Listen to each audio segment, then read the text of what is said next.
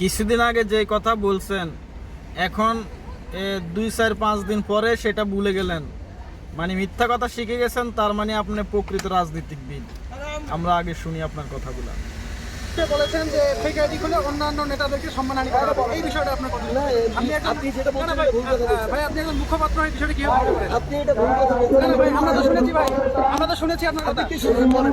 অন্যায় প্রতিবেদন বলেছিলেন ভাই, আপনি কি শুনছেন? আপনি বলেছিলেন যে ফেক আইডি যুব সমাজের উপর আপনি ঘোষণা দিয়েছেন যে ফেক আইডি খুলে আপনারা অন্যান্য নেতাদের এটা বলছি। এটা যদি বলি তাহলে আপনি সাংবাদিকতা ছেড়ে দেন।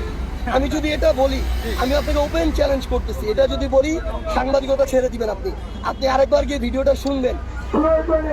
ইয়াং জেনারেশন একটা গ্রুপ করতে হবে, 2-4টা ফেক আইডি দিয়ে এলাকার বড় বড় সকল নেতাদের মিথ্যা কথা বললেন সার্জিস আলম, আর সাংবাদিকতা ছেড়ে দিতে বলতেছে সাংবাদিককে। এটা হইল উনি কিছুদিন আগে বলছে যে আপনারা প্রত্যেকজনের নামে একটা একটা ফেক আইডি খোলেন, আপনারা তাদের অপকর্মগুলো তুলে ধরেন বা মিথ্যাচার করেন, যে কোনো কিছুই হোক, কিন্তু সেটা উনি বলছিলেন। এখন সাংবাদিক যখন প্রশ্ন করতেছেন খারার উপর পোল্টি, আমি তো এই কথা বলি নাই।